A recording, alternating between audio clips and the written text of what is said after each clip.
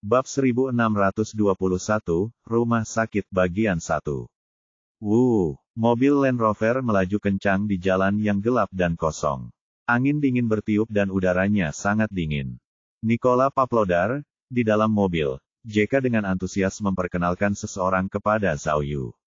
Orang ini sekarang adalah Wakil Direktur Departemen Manajemen Lalu Lintas. Saya bertemu dengannya di banyak jamuan makan, tetapi kami tidak pernah memiliki persahabatan yang mendalam. Jadi, kata Zhao Yu, orang ini adalah Algojo saat itu. Ya, kata JK, selama perang, regu eksekusi bukan bagian dari pengadilan.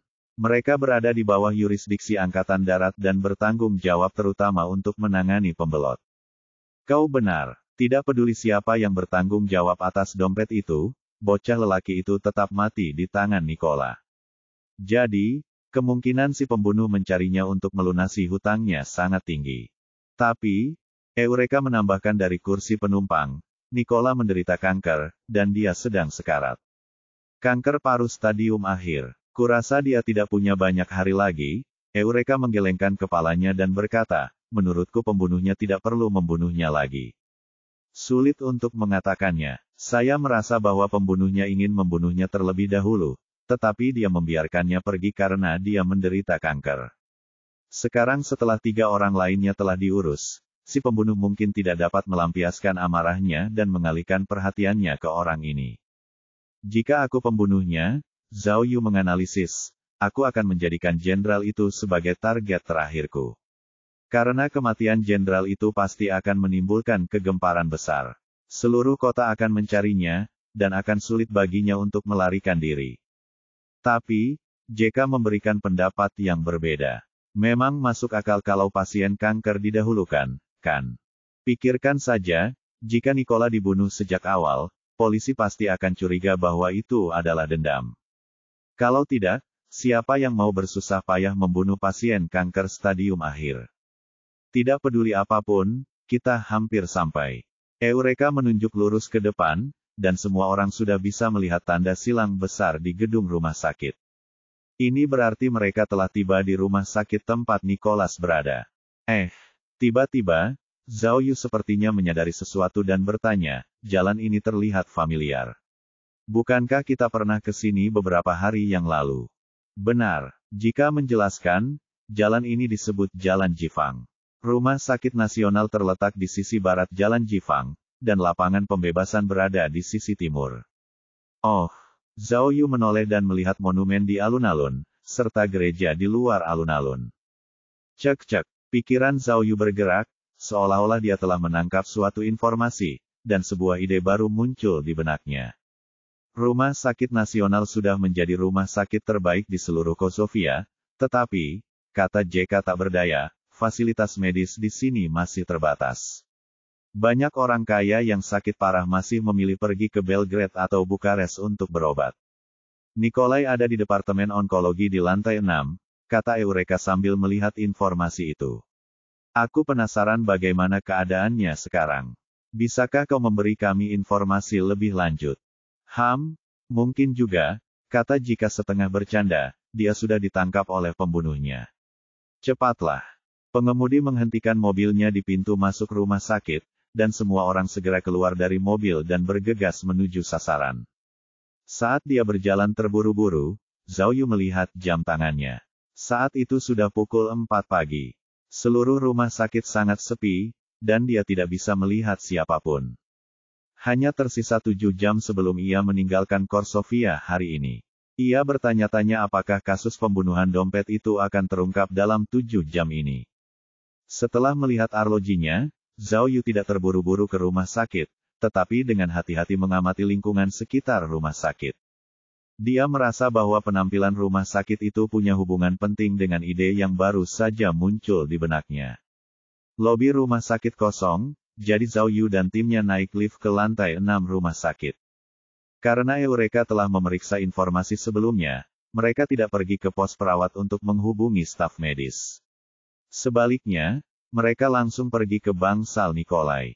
Lagi pula, Nikolai adalah seorang kepala divisi, jadi rumah sakit menyediakan 1 kamar untuknya. Namun, JK jelas tidak menganggap serius direktur ini. Begitu dia tiba di pintu, dia membuka pintu dan masuk bersama anak buahnya. Namun, yang mengejutkan semua orang, tidak ada seorang pun di bangsal. Hanya ada seorang pria kurus kering yang terbaring di tempat tidur, hampir tidak bernapas. Nicholas baru berusia 42 tahun, tetapi ia telah disiksa oleh penyakit dan telah menjadi seorang pria tua. Ia tidak memiliki rambut, wajahnya pucat, dan ia sangat kurus sehingga hanya tinggal kulit dan tulang. Wus, wus. Alat pendeteksi jantung mengeluarkan bunyi berirama. Pria tua itu memasang selang oksigen di hidungnya dan tertidur lelap. Dia tidak menanggapi kedatangan JK dan yang lainnya. Ya, benar, ini Nicola, kata JK setelah memeriksanya dengan saksama. Sambil berbicara, JK mengamati lingkungan di bangsal dan berkata, sepertinya kita terlalu banyak berpikir. Pembunuhnya tidak membunuhnya. Hanya karena dia tidak bergerak, bukan berarti dia tidak memikirkannya. Zhao Yu berkata, saya baru saja melihat ada kamera pengintai di luar bangsal. Sebaiknya Anda memeriksanya dan melihat apakah ada orang mencurigakan di dalam. Benar, JK mengangguk. Pembunuhnya mungkin sedang mengawasi Nicola. Dia lalu melambaikan tangannya ke arah anak buahnya, dan Eureka berbalik dan pergi. Tepat saat Eureka mencapai pintu, pintunya tiba-tiba terbuka, dan seorang pria bertopeng masuk. Petik 2, petik 2. Petik 2, petik 2. Saat pandangan mereka bertemu, seluruh bangsal dipenuhi ketegangan, dan tak seorang pun berbicara. Meskipun pria yang memakai masker itu mengenakan seragam rumah sakit, dia tampak gugup dan licik. Seseorang tidak dapat menahan diri untuk tidak berpikir negatif. 1 detik, 2 detik, 3 detik. Pada detik keempat, pria bertopeng itu berbalik dan membuka pintu, mencoba melarikan diri. Namun, Eureka yang cekatan dan bermata tajam menangkapnya. Mereka berdua menghancurkan dinding di pintu dan menyentuh sakelar di dinding. Apaan nih? Lampu dinyalakan, dan seluruh bangsal menjadi terang dan bersih. Semua orang melihat bahwa pria itu sebenarnya sedang memegang jarum suntik berisi cairan. Hah! Petik 2. Saat itu pukul 4 pagi, dan seorang pria yang mengenakan masker dan memegang jarum suntik diam-diam masuk ke Nicholas Ward di tengah malam. Ada yang salah dengan dirinya, tidak peduli bagaimana dia melihatnya. Oh, melihat dirinya telah terekspos, pria itu segera membuang jarum suntiknya dan mulai berjuang mati-matian, mencoba melarikan diri. Jika datang bersama segerombolan anak buahnya, jadi sebelum Jika dan Zhao Yu bisa berbuat apa-apa, anak buah lainnya menyerbu ke depan dan dalam sekejap mata, mereka menjepit orang itu ke tanah, tak bisa bergerak. Ulika melepas topeng pria itu dan memperlihatkan bahwa dia adalah pria paruh baya berusia 40-an. Ada tato di lehernya. Bab 1622, Rumah Sakit Bagian 2. Oh. Pria itu tampak ketakutan dan melawan dengan sekuat tenaga, tetapi beberapa pria kuat menekannya ke tanah dan dia tidak bisa bergerak sama sekali. Pada saat ini, JK dan Zhao Yu datang kepadanya. JK menunjuk hidung pria itu dan bertanya. Bicaralah, siapa kamu sebenarnya? Petik 2. Saya, pria itu menjawab dengan ngeri, saya seorang perawat. Anda, siapa Anda? Petik 2. Perawat, hahaha, siapa yang ingin kau tipu? Perawat mana yang akan mengambil jarum suntik dan menyelinap ke bangsal di tengah malam? Berhentilah berpura-pura. Kami tahu kau akan datang. Kau tidak bisa lari. Petik 2. Apa?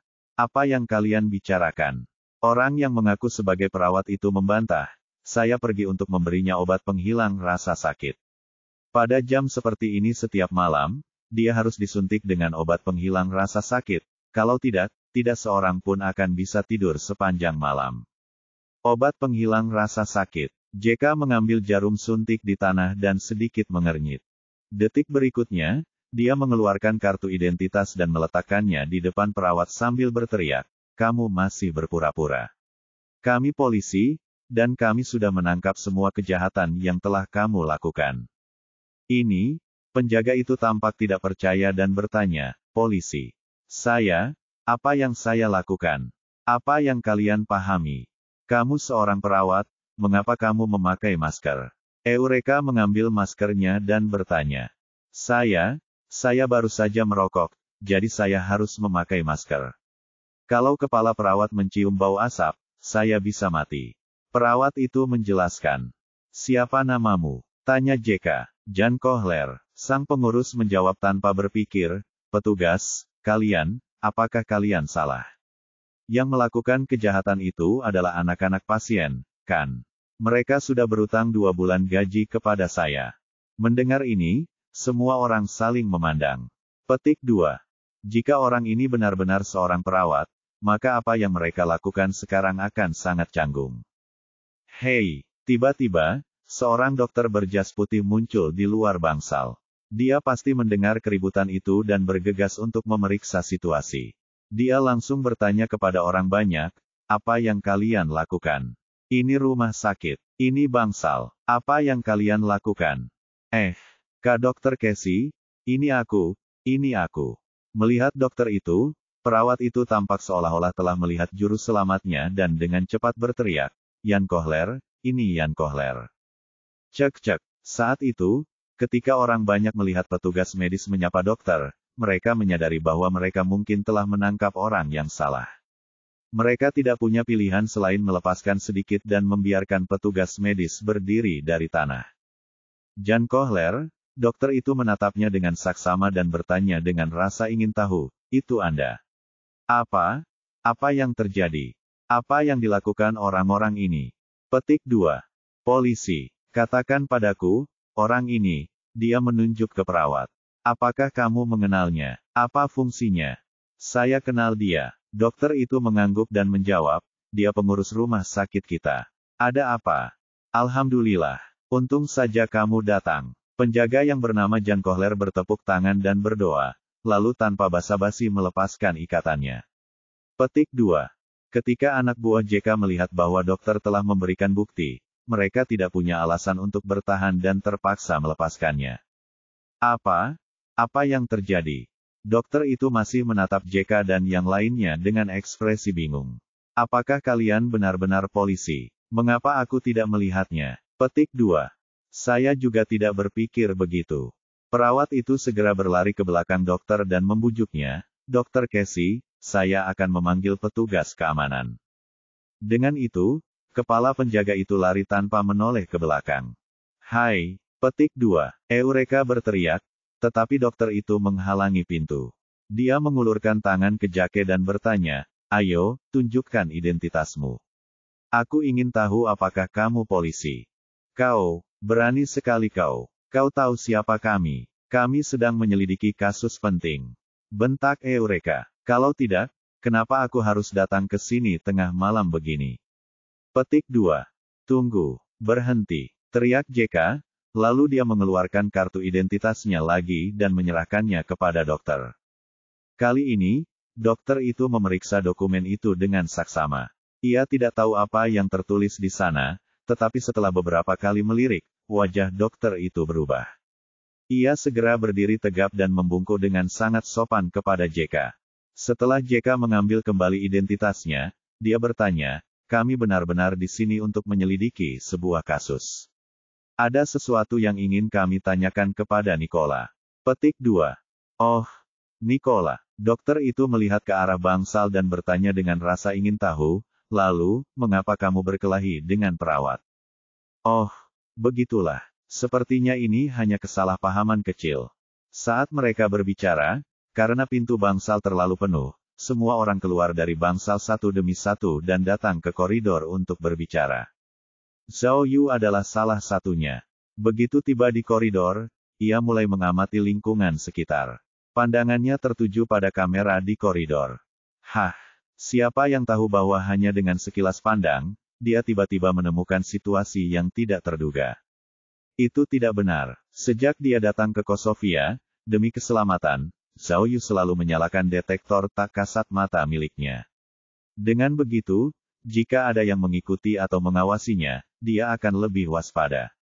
Baru saja, sebelum memasuki bangsal Nicola, dia memastikan kamera di koridor menyala, jadi dia meminta JK untuk mengirim seseorang untuk mendapatkan rekaman pengawasan. Namun, itu hanya beberapa menit. Mengapa kamera dimatikan? Zhao Yu segera memastikan bahwa dia benar. Detektor dengan jelas menunjukkan bahwa kamera telah dimatikan. Apa yang sedang terjadi? Apakah itu rusak? Bagaimana bisa ada kebetulan seperti itu? Beberapa saat yang lalu masih baik-baik saja. Zhao Yu melihat ke kiri dan ke kanan, dan ketika dia melihat sesuatu di pintu bangsal, dia bingung lagi. Dia melihat kursi roda terparkir di luar bangsal. Hah, ini tidak benar. Bukankah dia takut kehilangan kursi roda di tengah malam? Lalu, Zhao Yu segera menyela pembicaraan antara dokter dan JK dan bertanya kepada dokter, biarkan aku bertanya padamu, apakah kamu mendorong kursi roda ini ke sini? Petik 2. Kursi roda. Dokter itu melihat dan menggelengkan kepalanya. Tidak, aku melihatnya dalam perjalanan ke sini. Aku akan bertanya siapa yang mendorongnya. JK juga bingung. Ya, dari mana kursi roda itu berasal? Kursi roda itu tidak ada di sana saat kita masuk tadi. Ini mengerikan. Zhao Yu bertanya kepada dokter dengan tergesa-gesa, perawat tadi, apakah kamu yakin dia perawat Nicholas? Cek, kata dokter, saya tidak yakin. Tapi saya kenal dia perawat di rumah sakit kami. Ada apa, Dokter Casey? Kenapa ada begitu banyak orang? Pada saat itu, seorang perawat wanita dengan mata mengantuk keluar dari pos perawat. Singna? Dokter Casey buru-buru bertanya, apakah Nicholas sudah menyewa perawat? Apakah Yan Kohler dari rumah sakit kita yang merawatnya? Petik 2. Nicholas, Jan Kohler. Perawat itu mengusap matanya dan mencoba memahami kata-kata dokter itu. Tuan Nicholas memang menyewa seorang perawat, tetapi saya tidak tahu apakah itu Yan Kohler, jawabnya. Cek, Yan Kohler, yang biasanya menyetir ambulans. Yang menyetir ambulans untuk mendapatkan uang, dan yang bekerja sebagai perawat untuk mendapatkan uang. Dokter Casey mengingatkan. Petik 2. Ambulans. Perawat itu bingung dan berkata, itu tidak mungkin. Saya ingat perawat Tuan Nicholas adalah seorang wanita. Apa-apaan ini? Mendengar ini, Zhao Yu hampir melompat ke udara. Dia langsung berteriak pada JK, kita ditipu olehnya. Orang itu adalah pembunuhnya. Tinggalkan salah satu dari mereka untuk menjaga pasien, dan kalian semua, ikuti aku. Bab 1623, Rumah Sakit Bagian 2. Zhao Yu berlari ke arah tangga seperti orang gila. Menurut Dr. Casey, penjaga yang mencurigakan itu berlari ke arah itu. Sambil berlari dia menjawab panggilan JK. Zhao Yu, kau benar, kata JK kepada Zhao Yu dengan tergesa-gesa. Perawat itu menemukan perawat wanita di kamar mandi, tetapi dia tidak sadarkan diri. Pasti ada yang salah dengan anak itu tadi.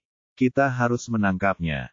Saya sudah memerintahkan orang-orang untuk menutup seluruh gedung dan menghubungi tim patroli untuk memulai penyelidikan menyeluruh di sekitar rumah sakit. Di mana Anda sekarang? Saat JK sedang berbicara, Zhao Yu sudah berlari ke pintu lift. Dia melihat bahwa salah satu lift kebetulan sedang digunakan, dan sudah turun ke lantai 2. Zhao Yu tidak yakin apakah orang di dalam lift itu adalah perawat. Namun, dia tetap menggunakan alat pemblokir listrik tanpa ragu-ragu. Akhirnya, lift mengeluarkan suara, gudong, dan semua lampu mati. Lift itu macet di lantai 2. Zhao Yu dengan cepat berlari ke tangga dalam kegelapan dan berlari cepat di sepanjang tangga menuju lift di lantai 2. Pada saat yang sama, dia melepaskan perisai listriknya. Dengan bunyi ding, pintu lift terbuka, dan seorang perawat muda dengan ketakutan di matanya muncul di dalam lift. Jelas terlihat dia ketakutan karena listrik padam di lift. Begitu melihat pintu lift terbuka, dia langsung lari keluar seolah-olah ingin melarikan diri. Brengsek, Zhao Yu kecewa, jadi dia bertanya padanya di Sylvie, apakah kamu melihat seorang perawat pria tadi? Namun, perawat itu menggelengkan kepalanya karena bingung dan mengaku tidak melihat apapun. Zhao Yu terengah-engah.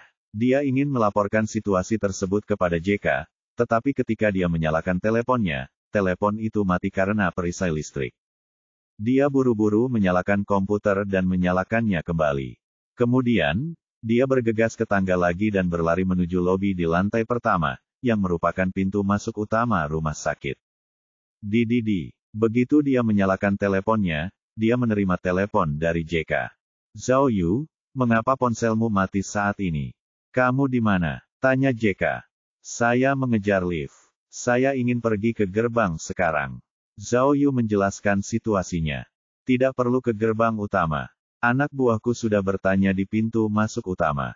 Satpam tidak melihat ada yang keluar dari sana. Anak itu entah menemukan jalan keluar lain atau masih di rumah sakit. Kata Jika cepat. Oh, mendengar ini, Zhao Yu melangkah mundur dan tiba-tiba memikirkan sebuah kemungkinan. Dia segera berkata kepada JK, apakah kamu ingat apa yang dikatakan dokter tadi? Dia bukan hanya seorang perawat, tetapi dia juga seorang pengemudi ambulans. Oh, Jake bereaksi dan berkata dengan tergesa-gesa, aku akan mengirim seseorang untuk menutup tempat parkir dan memeriksa setiap ambulans. Baiklah. Pada saat ini, Zhao Yu tiba-tiba melihat rencana evakuasi rumah sakit tergantung di dinding dan segera berkata kepada Jika, rumah sakit ini juga memiliki tempat parkir bawah tanah yang luas. Aku akan turun dan melihatnya. Baiklah, hati-hati. Aku akan segera mengirim seseorang untuk menjemputmu, kata JK. Jangan tutup teleponnya. Kita tetap berhubungan. Baiklah. Petik 2. Jawab Zhao Yu, lalu kembali ke tangga dan berlari menuju tempat parkir bawah tanah. Petik 2. Untuk mengetahui keberadaan tersangka, ia juga menggunakan detektor kehidupan dan perangkat sinar X yang tidak terlihat. Awalnya, dia ingin menggunakan alat pelacak tak kasat mata yang bisa menemukan tersangka berdasarkan bau, tetapi kemudian dia berpikir bahwa alat itu tidak akan berhasil karena dia tidak memiliki bau asli tersangka. Dentang. Zhao Yu berlari secepat yang dia bisa, dan dia segera tiba di tempat parkir bawah tanah. Di tengah malam, tidak banyak orang di rumah sakit, apalagi di tempat parkir bawah tanah. Tempat itu remang-remang dan sangat luas. Zhao Yu berlari ke arah yang acak, mencoba mencari jejak tersangka di tempat parkir. Dia baru saja berlari 2 langkah ketika tiba-tiba dia mendengar suara gemuruh yang datang dari atas. Berdetak. Saat suara gemuruh semakin dekat, atap tempat parkir yang tingginya lebih dari 10 meter itu bergetar. Baru setelah suara gemuruh itu menghilang, suasana kembali sunyi. Oh. Memikirkan kembali peta evakuasi rumah sakit yang baru saja dilihatnya, Zhao Yu akhirnya mengerti bahwa tempat parkir bawah tanah dibangun di bawah jalan. Suara gemuruh tadi disebabkan oleh mobil yang melaju di jalan. Oh, jika memang begitu, Zhao Yu melihat sekeliling dengan waspada, berpikir bahwa rumah sakit dan alun-alun itu terhubung di bawah tanah. Pada saat itu, Zhao Yu akhirnya mengerti apa pikiran yang telah dia tangkap sebelumnya. Karena rumah sakit itu sangat dekat dengan alun-alun, kemungkinan besar pelaku pembunuhan dompet itu menggunakan rumah sakit itu untuk melakukan kejahatannya. Tersangka bisa menggunakan ambulans rumah sakit kapan saja. Kalau memang perawat yang mencurigakan tadi, maka kemungkinan besar dia menggunakan ambulans untuk mengangkut korban. Dia menggunakan ambulans sebagai kedok untuk membawa korban kembali ke rumah sakit terlebih dahulu. Kemudian, dia menggunakan koneksi tertentu untuk memindahkan korban ke alun-alun dan melakukan kejahatannya. Lalu, di manakah tempat yang terhubung dengan alun-alun itu? Melihat tempat parkir yang sangat luas di depannya, Zhao Yu tahu dengan jelas bahwa jika memang ada tempat seperti itu, pastilah tempatnya berada di bagian terdalam tempat parkir itu, karena tempat itu adalah yang paling dekat dengan alun-alun pembebasan. Tetapi yang Zhao Yu tidak yakin adalah apakah tersangka akan ada di sana sekarang. Yah, itu tidak penting. Zhao Yu berpikir bahwa karena tempat-tempat lain sudah diawasi oleh anak buah Jake, akan lebih baik untuk pergi dan mencarinya.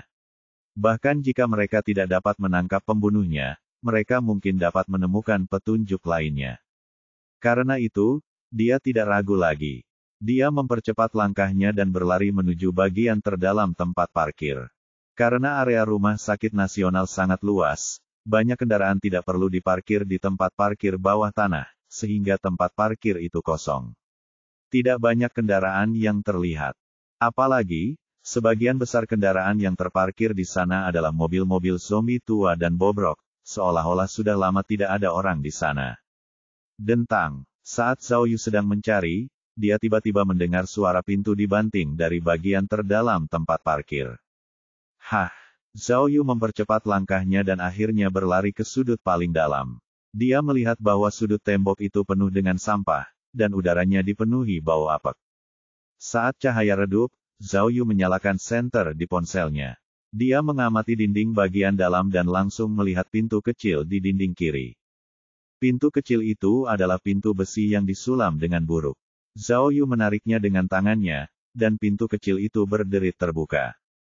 Bau di balik pintu itu bahkan lebih buruk. Seolah-olah dia telah memasuki toilet yang sudah lama tidak dibersihkan. Zhao Yu tidak tahu untuk apa tempat ini, tetapi dia tahu bahwa itu adalah area terdekat dengan cahaya pembebasan.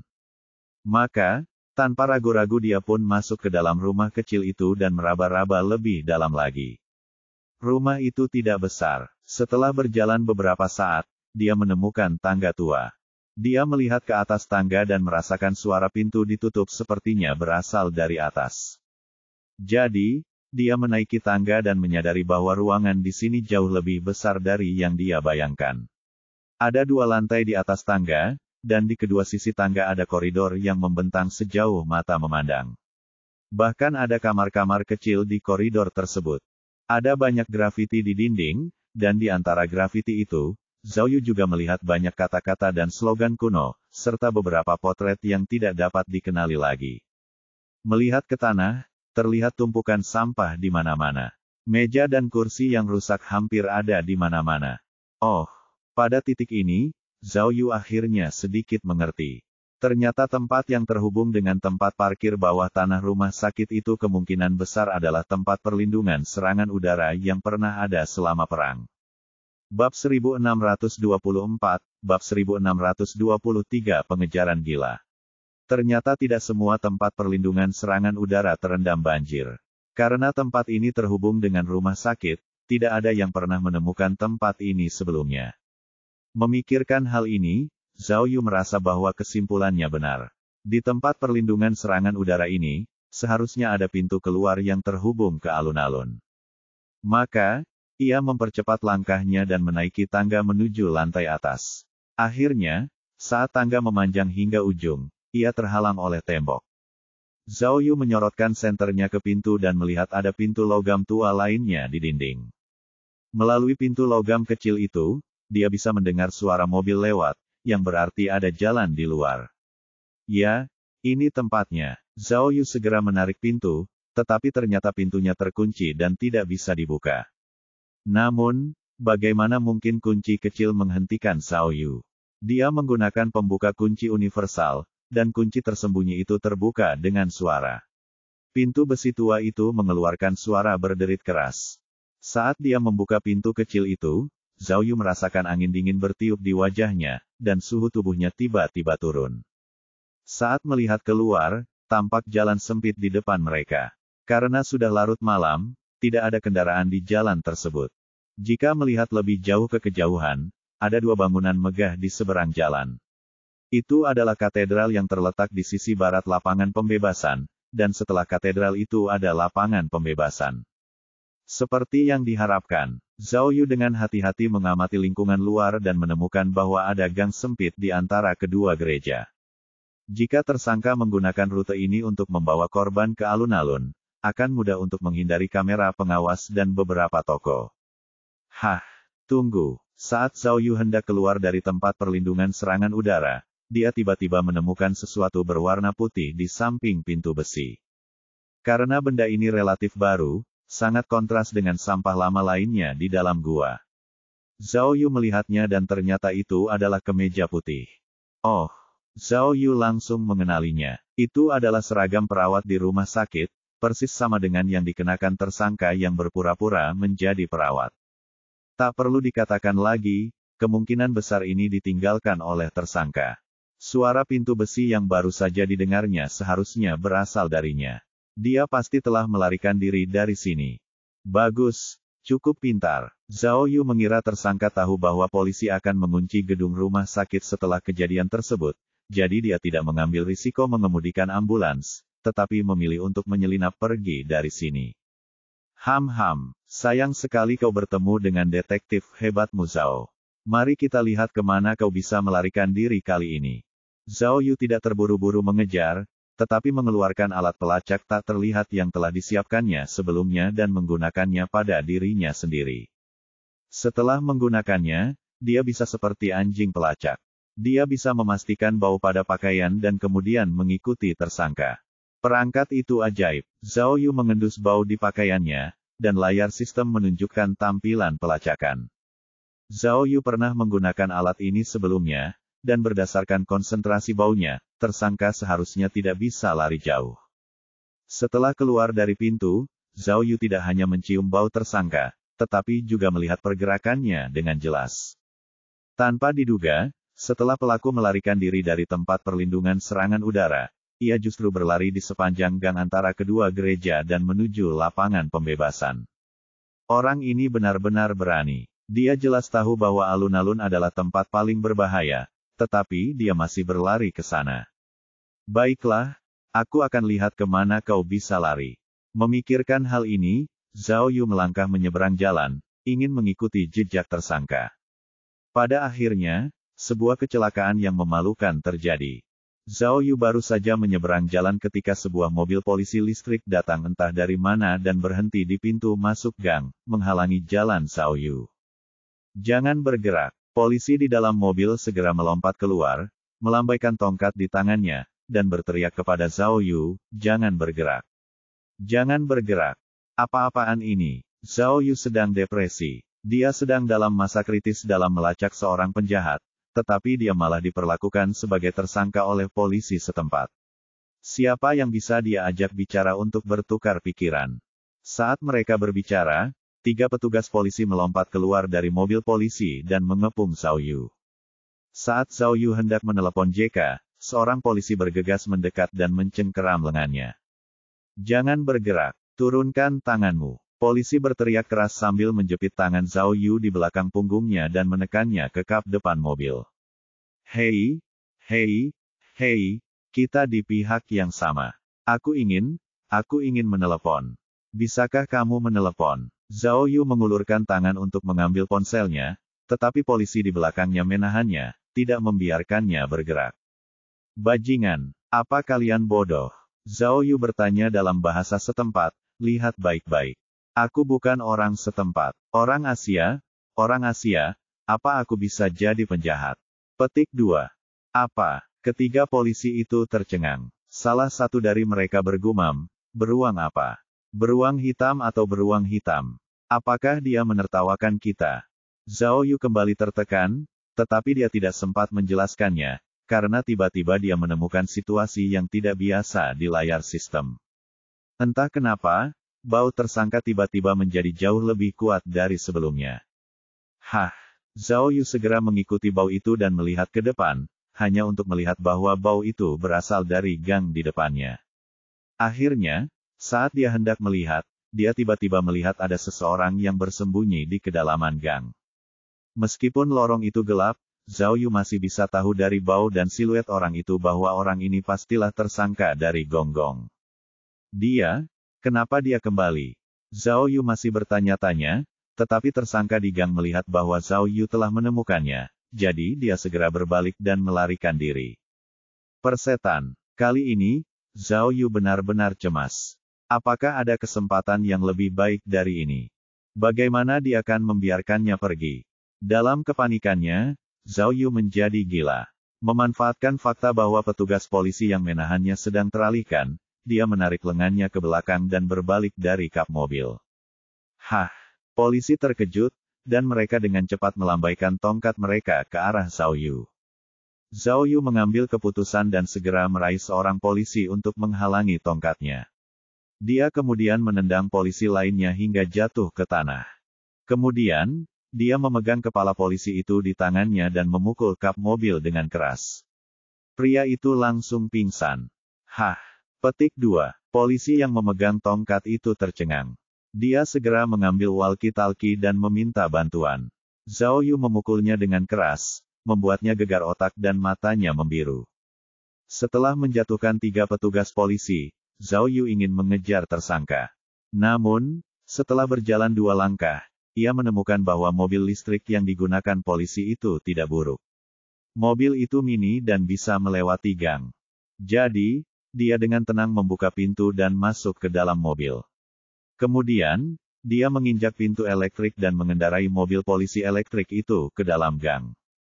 Namun, perhitungan Zhao Yu sedikit salah. Gang itu sebenarnya adalah gang berbentuk tanduk, dan semakin dalam dia masuk, semakin sempit jalannya. Zhao Yu juga gila, jadi dia hanya menginjak pintu listrik sampai ke bawah, dan mobilnya tiba-tiba terbang seperti bola meriam. Dengan suara keras, kaca spion mobil jatuh, dan keempat jendelanya pecah. Bagian luar mobil juga terjepit di gang, dan ketika mobil keluar dari gang, bagian luarnya jauh lebih cekung daripada sebelumnya. Bab 1625, tidak disengaja dan tak terelakkan. Mungkin karena dia sudah mengalami terlalu banyak kejadian serupa di masa lalu, Zhao Yu selalu berpikir bahwa kali ini akan sama saja dengan mengejar si pembunuh sendirian. Dia berpikir bahwa dia harus melakukan pengejaran yang intens dan pertarungan berdarah dengan tersangka sebelum dia akhirnya bisa menangkapnya. Kemudian, dia akan menjadi pusat perhatian, menjadi terkenal, dan dikagumi oleh ribuan orang. Namun, kenyataan yang terjadi sangat berbeda dengan apa yang dibayangkannya. Saat ia mengemudikan mobil polisi listrik itu ke area terbuka di alun-alun dan hendak mengejar tersangka. Puluhan polisi dan tentara bergegas keluar dari bunga-bunga di dekatnya. Orang-orang ini menyerbu dan hampir mengangkat mobil listrik Zhao Yu ke udara. Tak lama kemudian, Zhao Yu dan tersangka terjepit di tanah oleh kerumunan. Mereka tak bisa bergerak lagi, dan situasinya sangat canggung. Pada saat itu, Zhao Yu akhirnya mengerti mengapa tersangka kembali dari alun-alun padahal dia sudah melarikan diri. Ternyata seluruh alun-alun sudah dikepung oleh polisi dan tentara yang mendengar berita itu dan bergegas menghampiri. Dia tidak punya cara untuk melarikan diri. Kecerdasan buatan. Jika dia sudah tahu hal ini sebelumnya, mengapa dia melakukan hal ini? Itu benar-benar tamparan di wajah karena tidak bisa bersikap tenang, tertekan. Awalnya, Zhao Yu ditekan oleh orang banyak dan ingin menjelaskan kepada mereka, tetapi melihat kekacauan itu, dia tidak punya pilihan selain menyerah dan membiarkan mereka melakukan apapun yang mereka inginkan. 5 menit kemudian, JK tiba di tempat kejadian bersama anak buahnya, yang membantu Zhao Yu keluar dari situasi tersebut dan membuktikan bahwa dia tidak bersalah. Namun, ketiga polisi yang dipukuli Zhao Yu tidak melepaskannya begitu saja. Mereka bersikeras menuntut Zhao Yu atas tuduhan penyerangan dan pemukulan terhadap seorang polisi, dan ingin membawanya kembali ke kantor polisi untuk diinterogasi. Awalnya, JK sudah mengeluarkan dompetnya dan ingin memberi mereka tip. Namun, polisi ketiga tidak tahu tentang latar belakang JK. Dia tidak hanya menolak menerima tip, tetapi dia juga berbicara kasar kepada JK. Dia bahkan mengeluarkan borgolnya, ingin memborgol Zhao Yu di tempat. Akibatnya, Jake yang pemarah akhirnya marah. Ia menjentikkan jarinya, dan Eureka beserta yang lain langsung menarik tiga polisi itu ke pojok dan menghajar mereka. Jangan, kali ini, Zhao Yu benar-benar malu. Dia segera maju dan memohon, jangan pukul mereka terlalu keras. Biarkan mereka mengingat ini. Di masa depan, saat mereka melihat kakek Zhao, berjalanlah di sekitarnya. Pada saat itu, petugas kepolisian yang melihat kejadian itu langsung bergegas maju untuk bertanya. Namun, ketika dia mengenali JK, dia begitu takut hingga tidak berani berbicara. Seolah-olah sedang memerintah seorang pembantu, JK berkata kepada polisi, baiklah, serahkan dia padaku. Kau tidak perlu khawatir tentang yang lainnya. Ya, orang yang bertanggung jawab tidak berani mengatakan sepatah kata pun dan segera menyerahkan tersangka yang diikat dan diborgol kepada Jake. Zhao Yu dan JK mengamatinya dengan saksama dan menyadari bahwa tersangka adalah perawat palsu yang mengaku bernama Yan Kohler. Pria itu menundukkan kepalanya dan tidak mengatakan sepatah kata pun. Jelas terlihat bahwa dia sedang tertekan dan tertekan. Setelah menukar tersangka, polisi menyerahkan dompet kepada Jake, dan mengatakan bahwa dompet itu ditemukan pada tersangka. JK membukanya dan matanya tiba-tiba berbinar. Ada peralatan bedah seperti pisau bedah, gunting, sarung tangan, dan jarum di dalam tas pinggang. Dia mencari-cari lebih dalam dan menemukan dompet hitam. Jika dan Zhao Yu dapat mengetahui sekilas bahwa dompet ini persis sama dengan dompet dalam kasus pembunuhan. Dari sini mereka semakin yakin bahwa tersangka di depan mereka adalah pembunuh Wu Fu dalam kasus pembunuhan dompet. Saat itu, Eureka dan yang lainnya telah kembali dari pertarungan. Berdasarkan kesepakatan JK, mereka membawa tersangka Yan Kohler ke mobil mereka sendiri dan langsung menuju rumah JK. Karena sang jenderal juga merupakan salah satu korban tewas, para petinggi meminta JK untuk menangani kasus ini secara rahasia. Begitu dia menemukan informasi apapun, dia akan melaporkannya langsung kepada pimpinan tertinggi Korsovia. Oleh karena itu, JK tidak bisa secara terang-terangan membawa tersangka kembali ke kantor polisi untuk diinterogasi, sehingga ia hanya bisa membawanya kembali ke rumahnya sendiri untuk sementara waktu. Hahaha, dalam perjalanan pulang, JK tertawa dan memuji Zhao Yu, detektif top Tiongkok memang pantas dengan reputasinya. Lihat, dia menunjuk arlojinya. Hari sudah hampir fajar, dan masih ada 5 jam lagi sebelum kamu naik pesawat. Kamu benar-benar berhasil. Ini adalah keajaiban. Hahaha. Wahaha, itu hanya masalah kecil, kata Zhao Yu dengan rendah hati. Di Tiongkok, aku dikenal sebagai ahli kasus yang belum terpecahkan. Alasan mengapa kasusmu begitu sulit dipecahkan adalah karena kau tidak memiliki kesabaran untuk mencari masa lalu. Saya benar-benar belajar banyak, kata JK dengan puas. Untungnya, saya menemukan orang yang tepat. Kalau tidak, kasus ini akan menjadi kasus yang tidak terpecahkan. Tapi, kalau dipikir-pikir, kita benar-benar beruntung hari ini. Aku tidak mengerti. Sudah lebih dari 4 bulan sejak jenderal itu terbunuh, tetapi mengapa tersangka baru berpikir untuk membalas dendam pada Nikola hari ini? Petik 2. 4 bulan. Tidak bisakah aku melakukannya di lain hari? Jika kita melewatkan hari ini, kita tidak akan bisa menemukannya lagi. Salah, kata Zhao Yu, begitulah cara penyelesaian kasus. Ada kebetulan dan keniscayaan. Saya percaya bahwa meskipun kita tidak bertemu dengannya hari ini, dia tidak akan bisa lolos dari hukum. Oh, jika penasaran, bagaimana kamu tahu? Hehe. Zhao Yu tersenyum dan berkata dengan percaya diri, tersangka memiliki jarum suntik di bangsal, kursi roda di pintu, dompet, dan peralatan lainnya. Kita punya alasan untuk menyimpulkan bahwa dia akan menyerang Nicholas malam ini, kan? Namun, dia tidak tahu bahwa kami telah menemukan akar permasalahannya dan telah mengerahkan sejumlah besar petugas polisi untuk mencari tempat perlindungan bom di lapangan pembebasan. Jadi, meskipun kita tidak berada di rumah sakit saat dia menyerang Nikola malam ini, kita mungkin telah ditangkap oleh polisi di alun-alun. Oh, itu benar, tapi, Jake berkata dengan hormat, bagaimanapun, tanpa penyelidikan brilianmu, kami tidak akan bisa mengetahui sebanyak ini. Jadi, pada akhirnya, semua ini berkat kalian semua, kita bisa mendapatkan apa yang kita miliki saat ini. Aku sangat bersyukur, hahaha. Kamu baru saja mengatakan bahwa kamu tidak mengerti mengapa pembunuhnya tidak membunuh Nikola dalam 4 bulan setelah kematian jenderal, kan? Zhao Yu berkata, aku agak mengerti sekarang. Oh, begitukah? Tanya JK. Saya kira, karena Nicholas sakit parah dan tidak punya banyak waktu lagi, si pembunuh ragu-ragu apakah dia harus mengambil jantungnya dan menukarnya dengan dompet untuk memberi penghormatan kepada bocah lelaki itu. Petik 2. Sekarang, setelah dia membunuh 3 orang lainnya, dia mungkin tidak merasa puas, jadi dia mengarahkan pandangannya pada Nikola. Zhao Yu berkata, melihat situasi Nikolai, sepertinya dia tidak bisa bertahan lebih lama lagi. Jadi, setelah pergumulan internal, si pembunuh akhirnya memutuskan untuk membunuhnya dengan tangannya sendiri. Hehehe, JK tersenyum dan mengangguk. Apapun yang terjadi, kami telah menangkapnya.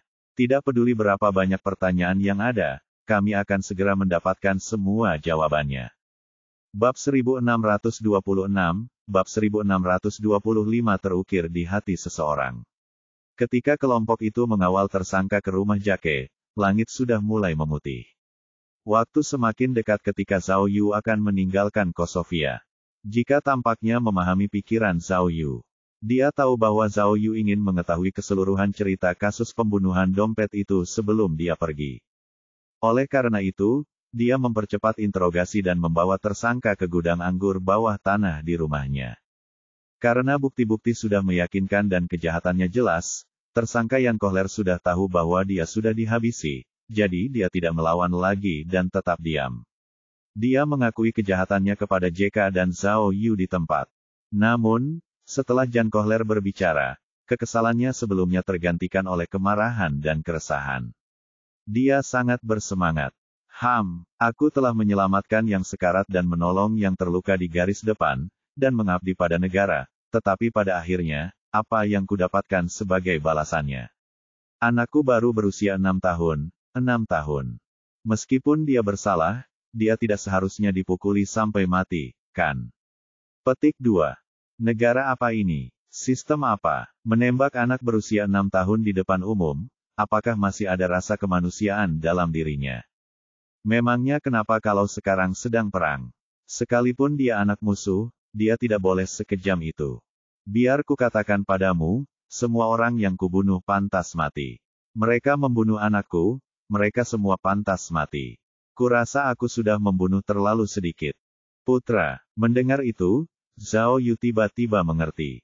Ternyata kasus pembunuhan dompet itu sebenarnya adalah aksi balas dendam sang ayah kepada anaknya.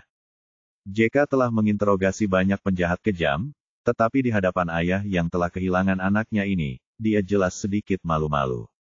Dia mengepalkan tinjunya untuk waktu yang lama sebelum berkata kepadanya, jangan terlalu bersemangat. Pertama, beritahu aku, siapa namamu? Petik 2. Lamantaf. Pria itu menyebutkan namanya dan kemudian melanjutkan dengan penuh semangat, dulu saya adalah seorang dokter bedah. Selama perang, saya direkrut oleh militer sebagai dokter militer untuk menyelamatkan para prajurit di garis depan. Tahukah kau berapa banyak orang yang telah kuselamatkan? Aku mencintai rakyat dan negara kita dengan sepenuh hatiku, tetapi aku tidak pernah bermimpi, Ramantaf meraung, orang-orang yang membunuh anak-anakku adalah tentara negara yang kucintai. Tentara kita sendiri, tentara yang kuselamatkan dengan susah payah. Petik 2. Setelah meraung ke langit, ia terus meratapi keadaan alam semesta dan mengasihani nasib umat manusia sambil berteriak, jika anakku terbunuh oleh musuh. Aku terbunuh oleh bom. Bahkan jika aku mati kelaparan karena tidak punya makanan, atau bahkan mengalami kecelakaan mobil, aku menerima nasibku karena anakku tidak beruntung. Namun, dia dieksekusi di depan umum oleh jenderal dan prajurit kita dengan cara yang sangat kejam. Bagaimana aku masih bisa kagum dengan negara ini? Bagaimana aku masih bisa setia pada sistem dekaden yang tidak bisa membedakan antara hitam dan putih? Petik 2. Raungan dahsyat bergema di antara awan, mengguncang semua orang hingga tak seorang pun dapat berbicara. Dengarkan baik-baik, pikirkanlah. Mata Lamantaf memerah saat dia meraung, jika yang terbunuh adalah anakmu sendiri, apa yang akan kamu lakukan? Apakah kamu akan kecewa dengan negara ini? Apakah kamu akan dipenuhi amarah? Iya. Petik 2. Dalam sekejap, seluruh gudang anggur menjadi sunyi. Tidak seorang pun bisa menjawab pertanyaannya. Kata Lamantaf dingin, tahukah kau? Setelah aku membunuhnya, aku juga merasa menyesal.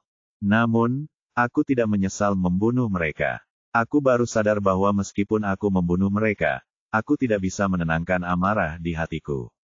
Apakah kalian pikir ketika aku melihat Nicholas menderita kanker, aku jadi ragu apakah aku harus membunuhnya atau tidak? Biar ku beritahu, katanya dengan galak, alasan mengapa aku membunuhnya terakhir kali adalah karena aku ingin dia merasakan sakit yang ditimbulkan oleh penyakit itu. Setelah dia merasakan sakitnya, aku akan mengambil jantungnya dan memberikannya kepada anakku. Aduh. Mendengar ini, Zhao Yu tidak bisa menahan diri untuk tidak menghela nafas. Tampaknya dia telah meremehkan kebencian si pembunuh. Saya punya pertanyaan. JK tidak bersikap arogan terhadap pembunuh yang dipenuhi dengan kebencian. Sebaliknya, ia mengubah topik pembicaraan pada saat yang tepat dan bertanya, saya dapat memahami bahwa sang jenderal telah menangkap anak Anda dan bahwa Nicholas telah menarik pistolnya. Tapi, Apa hubungannya dengan Linkolov? Pelukis itu. Kenapa kau membunuhnya? Kata Lamantaf dingin, Weidiku sangat patuh dan bijaksana. Aku pernah memperingatkannya untuk tidak menyentuh benda-benda milik orang mati, jadi dia tidak akan menyentuhnya sama sekali.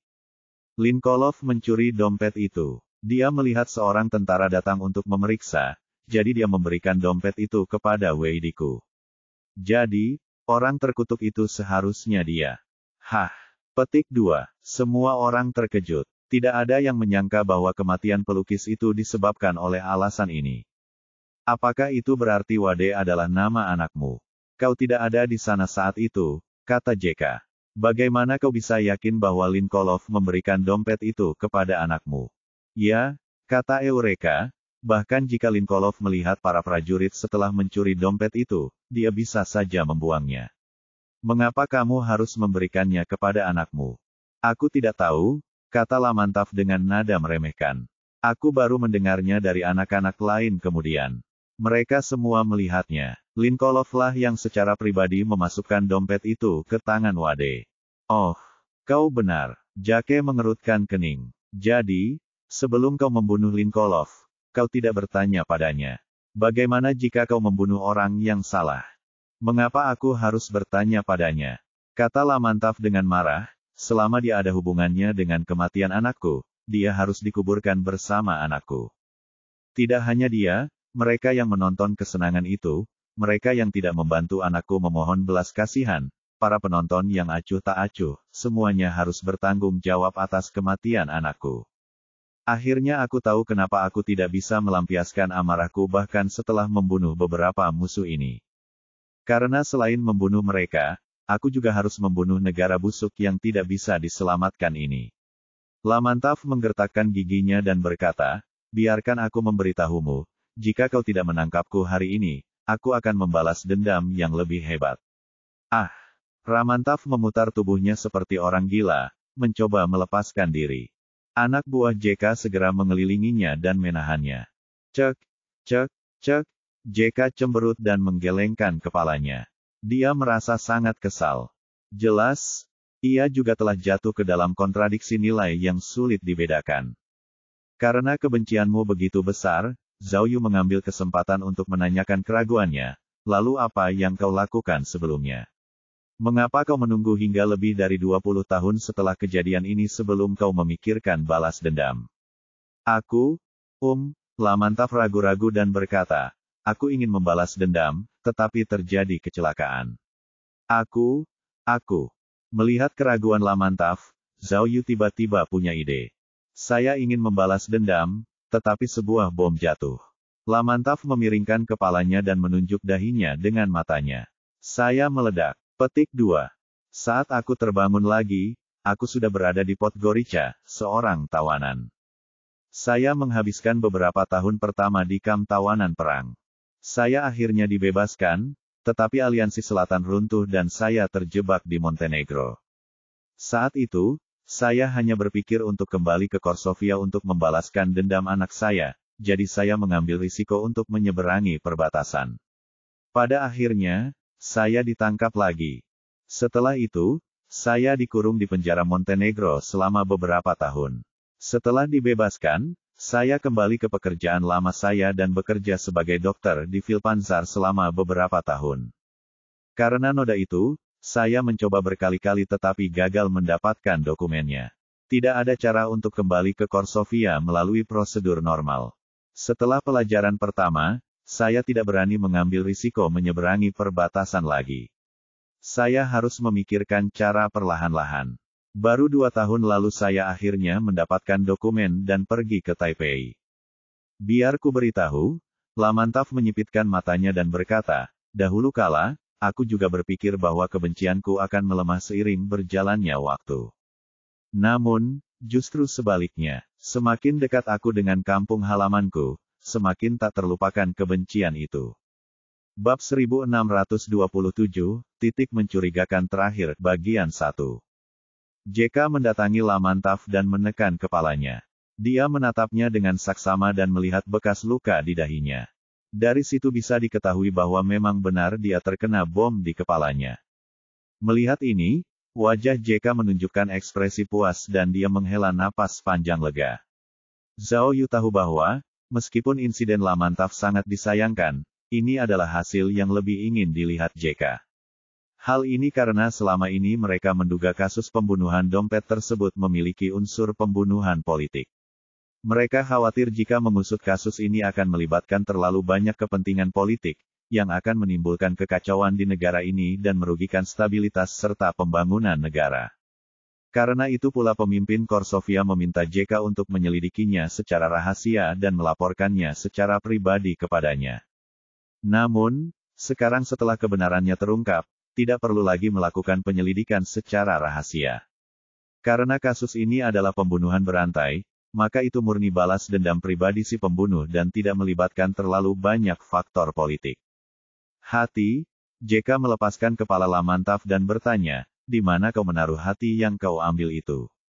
Saya membuangnya ke selokan, jawab Lamantaf tanpa ragu. Petik 2. Kamu. JK mengepalkan tangannya. Ia hampir meledak, tetapi ia menahan amarahnya dan berkata, kalau begitu ceritakan padaku bagaimana kau melakukan kejahatan itu. Mengapa kau membunuh orang dengan cara seperti ini? Kau bisa menangkapku. Apa kau tidak mengerti mengapa aku membunuh orang seperti ini? Lamantaf mencibir. Mereka bahkan tidak akan melepaskan seorang anak pun. Hati mereka semua hitam. Apa gunanya menahan mereka? Anak saya meninggal karena dompet, jadi tentu saja saya harus mengembalikan dompet itu kepada mereka. Dompet yang dijejalkan ke jantung korban, itu buatan kamu sendiri. Tanya JK. Benar, jawab Lamantaf dingin. Aku pernah melihat dompet seperti itu sebelumnya. Itu dibuat dari ingatan. Ingatanmu bagus sekali. Izinkan aku bertanya, di mana ibu anak itu? Anak itu meninggal karena suatu penyakit saat dia berusia 2 tahun. Jawab Lamantaf, kalau istriku masih di sini, dia tidak akan membiarkan Wade mendekati orang mati, dan itu tidak akan terjadi. Lalu, tanya JK lagi, ketika anak itu tertembak, apakah tidak ada yang merawatnya? Benar, semua saudaraku sudah meninggal, kata Lamantaf dengan sedih. Hanya aku dan anakku yang tersisa. Sedangkan saya harus merawat yang terluka dan mengabdi pada negara. Saya tidak bisa mengurus anak-anak.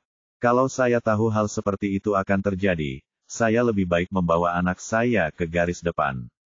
Selanjutnya, Lamantaf mengakui kejahatannya dari awal hingga akhir. Sesuai dugaan Zhao Yu, Lamantaf kembali ke Korsovia dengan satu tujuan, yaitu mencari musuhnya dan membalas dendam atas putranya. Karena alasan ini, ia mendapat pekerjaan sebagai pengemudi ambulans di Rumah Sakit Nasional.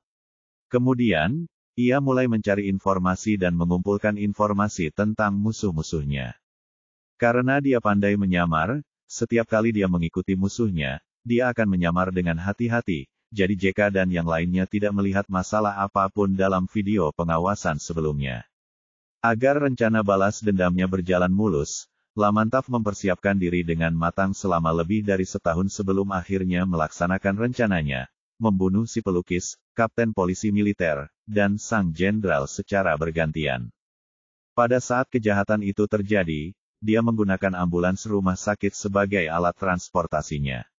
Dia pertama-tama menjatuhkan korban dan memasukkannya ke dalam ambulans, lalu mengemudikan mobil langsung ke bagian paling dalam tempat parkir bawah tanah rumah sakit.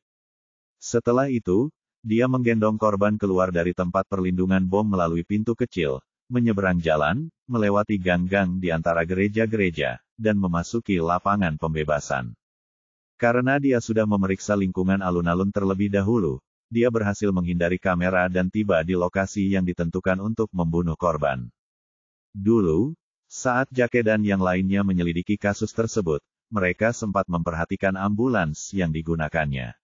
Namun, melalui video, mereka mengetahui bahwa ambulans tersebut tidak melaju ke Liberation Square, melainkan ke rumah sakit.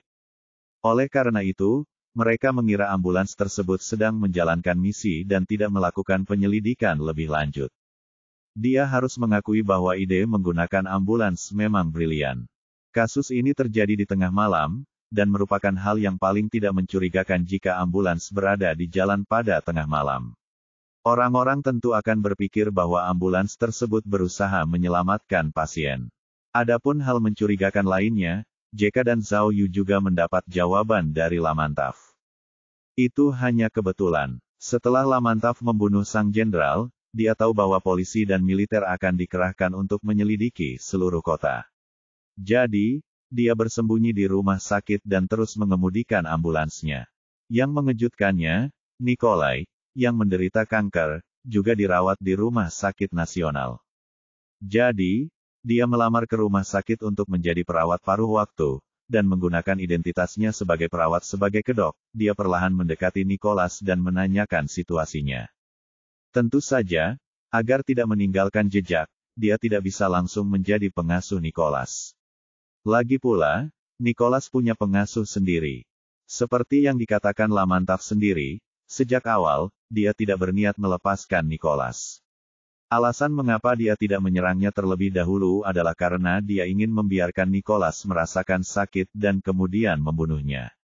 Oleh karena itu, 4 bulan setelah kematian sang jenderal, dia merasa bahwa polisi sudah jauh lebih tenang, sehingga dia memutuskan untuk mengulangi hal yang sama dan mengambil hati Nicholas.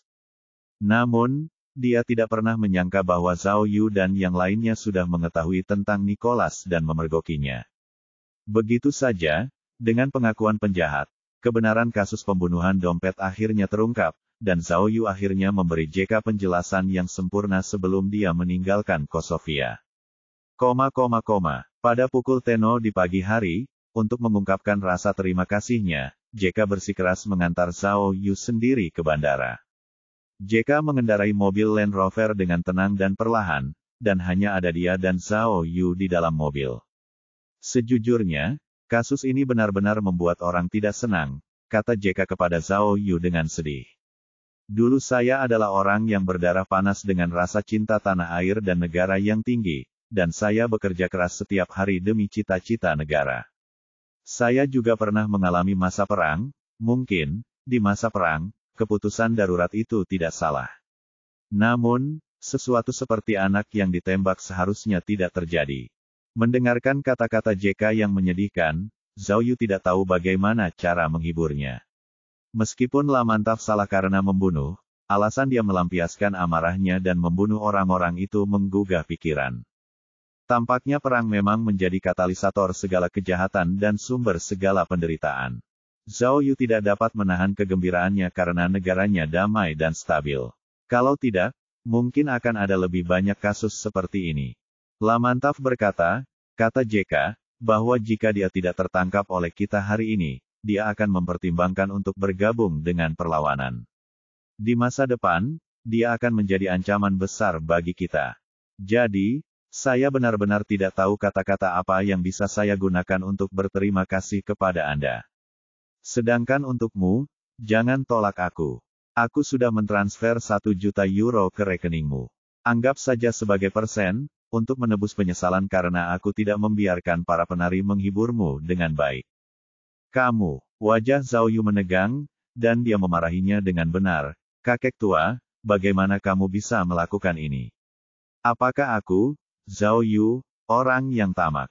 Bukankah kamu menjelaskan bahwa kamu tidak memperlakukanku sebagai teman? Apakah kamu meremehkanku? Bicaralah. Bukankah begitu? Yah, Jake berada dalam posisi yang sulit. Setelah beberapa menit, Zhao Yu akhirnya mengeluarkan ponselnya dan bertanya dengan serius, "Hei, ke rekening mana uang itu dikirim? Mengapa saya belum menerima pemberitahuan pesan? Jangan salah transfer lagi. Apakah Anda yakin itu dalam euro? Euro tampaknya lebih berharga daripada RMB." JK merasa seperti akan terbakar. Bab 1628, titik mencurigakan terakhir, bagian 2. Detektif Zhao, tahukah Anda? Ada banyak tempat menyenangkan di Maroko, kata JK kepada Zhao Yu saat ia memasuki bandara. Jika Anda membutuhkan, saya dapat memperkenalkan beberapa tempat kepada Anda. Anda dapat menjemput saya di sana dan saya dapat memberikan Anda diskon. Zhao Yu menyeringai. Bos, aku akan menyelamatkan ayah mertuaku. Bukan untuk bersenang-senang. Hahaha, Jake menggelengkan kepalanya. Aku hanya bercanda. Maksudku, aku punya orang di Maroko. Jika kamu menemui kesulitan, jangan ragu untuk mencariku. Lagi pula, Miao tua dan aku sangat dekat. Apapun yang terjadi, aku tidak bisa hanya berdiam diri dan tidak melakukan apa-apa. Aku akan meminta orang-orangku untuk menyelidiki dengan saksama. Aku akan memberitahu kalian segera setelah aku menemukan informasi yang berguna. Kata Jake dengan sungguh-sungguh. Baiklah, aku akan mengucapkan terima kasih atas nama ayah mertuaku. Zhao Yu mengangguk sebagai tanda terima kasih. Yah, JK membuka mulutnya dan ingin mengatakan sesuatu, tetapi karena mobilnya sudah mencapai pemeriksaan keamanan, dia harus berhenti dan menerima pemeriksaan. Tentu saja, JK punya izin khusus yang disetujui oleh Perdana Menteri, jadi pemeriksaannya hanya rutin saja. Setelah pemeriksaan, JK langsung menyetir ke bandara dan melaju menuju pesawat yang akan ditumpangi Zhao Yu. Ini tiket kelas 1. Aku juga sudah menyiapkan makan siang yang lezat untukmu. Jika menyerahkan tiket dan beberapa dokumen terkait kepada Zhao Yu, pesawat akan lepas landas dalam 30 menit. Kamu bisa menunggu di sana sekarang. Petik 2. Zhao Yu mengambil tiket dan mengucapkan terima kasih, lalu mengambil barang bawaannya dan keluar dari mobil. Ini adalah pertama kalinya dia naik pesawat langsung dari bandara, dan rasanya sedikit segar. Setelah turun dari mobil, dia mendongak dan melihat bahwa bandara yang sangat besar itu dipenuhi dengan berbagai jenis pesawat, dan masing-masing sangat besar. Ayo, JK menghampiri Zhao Yu dan memeluknya erat, seperti yang pernah dilakukannya sebelumnya. Meskipun tindakan memeluknya sama saja, pelukan kali ini jelas lebih tulus dibandingkan saat dia menyambutnya. Melalui penampilan Zhao Yu yang sempurna, JK sangat terkesan dengan Zhao Yu dan menganggapnya sebagai teman yang dapat diandalkan. Baiklah, Zhao Yu menatap JK dari atas ke bawah, lalu menunjuk ke lorong pesawat. Kalau begitu, aku akan naik pesawat dulu. Aku tidak sabar untuk datang ke tempatmu untuk menonton para penari di masa mendatang. Hehe, JK tersenyum. Setelah melihat Zhao Yu berbalik, dia tidak bisa menahan diri untuk bertanya, Detektif Zhao, kamu melakukannya dengan sengaja, kan? Apa? Zhao Yu terkejut. Dia berbalik dan bertanya, apa maksudmu? Apa maksudmu dengan sengaja? Haha, JK menghela napas berat, lalu menatap Zhao Yu dengan ekspresi rumit. Saat kami menginterogasi staf Lamantaf, aku melihat ekspresimu sedikit aneh. Hahaha. Mendengar ini, hati Zhao Yu menegang. Dia segera berhenti tersenyum dan bertanya, oh, benarkah? Ada apa? Hehe, kurasa begitu, JK tertawa dan berkata, kamu pasti sudah menemukan kekurangan itu saat itu, kan? Oh, Zhao Yu mengangkat alisnya, sebuah cacat. Benar, pria itu tidak disebut Ramantaf, dia juga tidak disebut Yan Kohler, kata JK. Kejahatan yang diceritakannya kepada kita setengah benar dan setengah salah. Saya pikir Anda sudah tahu mana yang palsu, bukan? Tapi, Anda sengaja tidak mengatakannya. Tes-tes, Zhao Yu menunjukkan ekspresi tidak sabar, menggigit bibirnya, dan berkata, Ketua, ada beberapa hal yang tidak perlu kamu ungkapkan, kan? Hahaha, Jake bertepuk tangan dan berkata, kamu memang detektif yang jenius. Aku tahu kamu sudah mengetahui seluruh kasusnya. Sebenarnya, dalam kasus ini, kita masih punya satu keraguan lagi yang belum kita temukan jawabannya. Benar kan? Petik 2. Benar, Zhao Yu melihat bahwa Jake sudah mengungkapkannya, jadi tidak perlu menyembunyikannya lagi. Dia langsung berkata, setelah menghabiskan bertahun-tahun di penjara, kamu seharusnya sudah lama tidak berhubungan dengan masyarakat. Bahkan jika dia keluar dari penjara dan kembali ke Korsovia, dan membuat banyak persiapan untuk ini, mustahil untuk melakukannya dengan sempurna. Jadi, jika melanjutkan, dia seharusnya punya partner in crime yang tidak diketahui. Zhao Yu tetap diam dan tidak berkomentar. Memang benar Lamantaf telah membunuh seseorang, tetapi dia berbohong tentang identitasnya, lanjut JK. Itu artinya dia ingin melindungi rekannya dari kita. Tapi, sayang sekali, kata JK tak berdaya. Kami menggunakan pengenalan wajah dan beberapa cara teknis lainnya untuk mengetahui informasi sebenarnya, mengonfirmasi identitasnya, dan mencari tahu masa lalunya. Dia memang seorang dokter perang.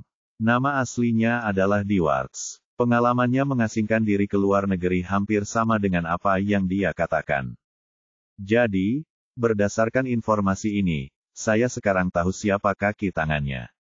Tanda seru. Tapi, Detektif Zhao, aku benar-benar penasaran sekarang. Apakah kau benar-benar sehebat itu? JK berjalan mendekati Zhao Yu dan bertanya tanpa berkedip, apakah kau sudah tahu siapa kaki tanganmu? Jadi, itu sebabnya kamu diam saja. Aku tidak tahu, Zhao Yu menggelengkan kepalanya dan berkata, tapi aku bisa menebak bahwa kaki tangannya ini adalah istri Qian Qian, kan? Indah, indah, itu luar biasa. Jake bertepuk tangan untuk Zhao Yu, penuh kekaguman. Tidak heran wanita selalu tampak begitu bangga saat menyebutmu. Saya benar-benar yakin. Bisakah Anda memberitahu saya bagaimana Anda menebaknya? Petik 2. Kita tidak bisa, Zhao Yu berkata dengan sederhana, itu adalah keterampilan unik yang diwariskan kepada pria, bukan wanita. Wajah Jackman berasap. Aku hanya bercanda, kata Zhao Yu sambil menunjuk jarinya. Tadi malam, ketika kita melihat pembunuhnya di bangsal, apakah kamu memperhatikan bahwa pembunuhnya mengenakan cincin di jari manisnya? Namun saat polisi menangkapnya, cincinnya sudah hilang. Kemudian, ketika Anda menginterogasi si pembunuh dan bertanya apakah anaknya punya ibu, jawabannya agak terlalu cepat. Jelas berbeda dari ritme sebelumnya. Jadi, sejak saat itu, saya sudah menduga bahwa istrinya mungkin masih hidup, dan kemungkinan besar dia adalah kaki tangannya. Pikirkanlah, jika aku adalah pembunuhnya dan kamu adalah saudara atau kerabatku, dan aku kembali untuk membunuh jenderal itu demi balas dendam, maukah kamu menolongku? Jadi, kaki tangan pembunuhnya pastilah seseorang yang memiliki pendirian dan kebencian yang sama dengannya. Zhao Yu berkata, kurasa, untuk hal-hal seperti mengetahui keberadaan sang jenderal, seharusnya dilakukan oleh kaki tangan ini, kan? Pada titik ini, JK tercengang. Setelah waktu yang lama, dia bertepuk tangan lagi dan berkata, itu menakjubkan. Apakah ada kasus di dunia ini yang tidak dapat Anda pecahkan? Tidak heran kalau, istri, Juliet terus mengganggumu. Jika kamu bisa membantunya memecahkan semua kasus yang belum terpecahkan di dunia, maka dia juga bisa meraih kesuksesan dan menjadi terkenal. Tapi, Zhao Yu berkata dengan ekspresi serius, mengenai kasus pembunuhan dompet, itu sendiri merupakan dosa. Ketua, kurasa kau seharusnya tahu mengapa aku tidak ingin mengungkapkannya, kan? Aku mengerti, aku mengerti. Ai, JK mendesah berat dan berkata, kita telah mengetahui bahwa istri pembunuhnya adalah seorang dokter di rumah sakit nasional, dan dia juga seorang pemimpin tingkat tinggi yang memegang kekuasaan nyata. Itulah sebabnya pembunuhnya dapat masuk ke rumah sakit dengan begitu lancar. Bab 1629, melihat penari itu lagi. Ngomong-ngomong, ini benar-benar legendaris, kata JK sedih. Insiden dengan pasangan Dwards bisa dibuat menjadi film laris Hollywood. Tahukah kamu, saat itu, mereka berdua sebenarnya adalah dokter lapangan. Mereka seharusnya bergantian menjaga anak itu, tetapi setelah pengeboman besar, karena peningkatan korban yang tiba-tiba dan kekurangan tenaga kerja, mereka berdua harus pergi ke garis depan bersama-sama dan meninggalkan anak itu sendirian di tempat perlindungan serangan udara. Dan saat itu, sesuatu seperti itu terjadi. Bagaimana mungkin mereka tidak marah? Jadi, Ai, JK mendesah. Kemudian, pembunuhnya memang menjadi tawanan perang karena ledakan bom, tetapi ledakannya begitu kuat sehingga semua orang mengira dia sudah mati, termasuk istrinya. Petik 2. Setelah itu, karena kurangnya informasi dan alasan lain, ia tidak menghubungi istrinya sampai ia kembali ke Korsovia dengan usahanya sendiri. Baru setelah itu mereka bersatu kembali dan saling mengenal lagi. Istrinya tidak pernah menikah lagi. Saya pikir meskipun dia telah menjadi pejabat tinggi di rumah sakit, dia pasti masih berduka atas kematian putranya. Jadi, ketika dia bertemu kembali dengan mantan suaminya, kebencian mereka pun memuncak dan terpendam. Itulah sebabnya mereka bersekongkol untuk melakukan pembunuhan dompet. Saya tidak peduli dengan hal-hal lain. Bagaimanapun, ini adalah kasus Anda, jadi saya tidak bisa terlalu ikut campur, kata Zhao Yu dengan tenang. Tapi, Bukankah kata konspirasi agak terlalu serius? Meskipun istrinya adalah kaki tangan, dia juga seorang ibu yang telah kehilangan anaknya. Sekarang, dia juga telah kehilangan suaminya. Ada pepatah lama Tiongkok yang berbunyi, bersikaplah baik hati dan percaya pada dunia. Karena pembunuh sebenarnya dari kasus pembunuhan dompet telah ditangkap, mengapa Anda harus menambah lebih banyak jiwa pada hutang yang Anda miliki dari abad lalu? Setelah mengucapkan kata-kata ini, cara JK memandang Zhao Yu berubah dari kekaguman menjadi rasa hormat, seolah-olah Zhao Yu telah menjadi dewa. Ya, JK mengangguk rendah hati seolah-olah dia sedang berbicara dengan atasannya. Saya akan meminta atasan saya untuk ini. Kasus pembunuhan dompet memang dosa besar bagi negara kita. Begitu diumumkan ke publik, pasti akan menimbulkan kegaduhan besar. Saya rasa para petinggi tidak ingin menyelidikinya lebih lanjut, bukan? Tapi, untuk berjaga-jaga, kita masih harus mengawasinya untuk mencegahnya melakukan sesuatu yang tidak pantas. Petik 2. Baguslah. Zhao Yu melihat arlojinya. Kalau begitu, aku akan naik pesawat dulu. Bagus, bagus, selamat jalan. Selamat jalan. Petik 2. JK memberi hormat kepada Zhao Yu, dan Zhao Yu naik ke pesawat. 10 menit kemudian, mesin pesawat meraung, dan pesawat yang ditumpangi Zhao Yu lepas landas dengan lancar. Kursi Zhao Yu berada di dekat jendela. Dia menundukkan kepalanya dan melihat kerumunan, jalan, dan kota yang semakin berkurang. Petik 2. Untuk bersikap baik hati dan percaya pada dunia. Hehe, kalau teringat pepatah terkenal ini, dia hanya ingin tertawa, karena pepatah ini sama sekali bukan pepatah kuno, melainkan sesuatu yang dia buat begitu saja. Meskipun dia tidak mengerti apa maksudnya, dia merasa itu cukup cocok untuk lingkungan saat ini. Setidaknya itu menaikkan levelnya ke tingkat yang lebih tinggi. Dapat dikatakan bahwa Zhao Yu telah memperoleh banyak hal dari perjalanan ke Korsovia ini. Dia tidak hanya memenuhi janjinya kepada JK dan membantunya memecahkan kasus yang belum terpecahkan, tetapi dia juga memanfaatkan kesempatan itu untuk membalas dendam pada situs web dewasa berhati hitam itu. Pada saat yang sama, dia juga telah menyelesaikan tugas yang diberikan kepadanya oleh dinas rahasia. Dia telah mengetahui bahwa tidak ada hubungan antara Jake dan hilangnya Miao Kun. Tentu saja, yang lebih penting, Zhao Yu juga mendapatkan hadiah yang lebih besar, yaitu 1 juta yang diberikan JK kepadanya sebagai ucapan terima kasih.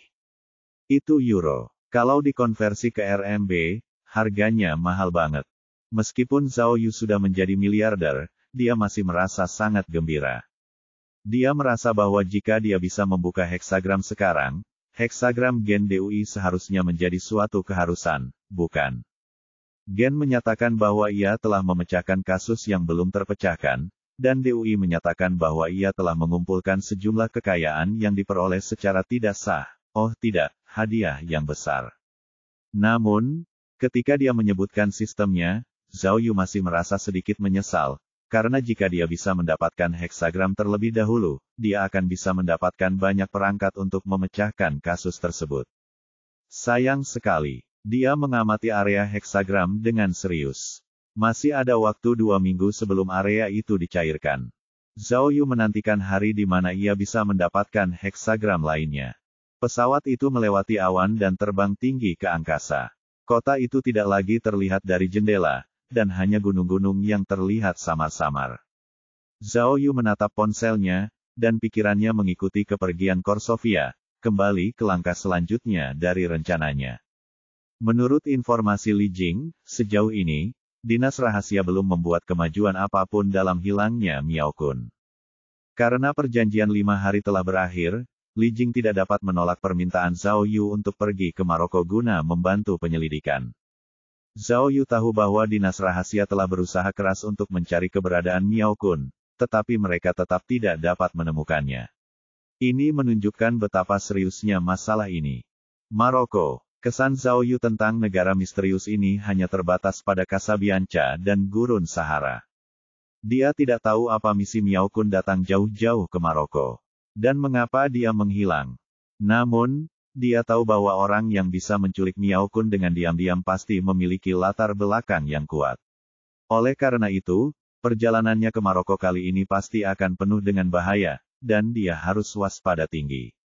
Mengenai hilangnya Miao Kun, Zhao Yu tidak hanya khawatir tentang keselamatan ayah mertuanya, tetapi juga pacarnya, Miao Ying.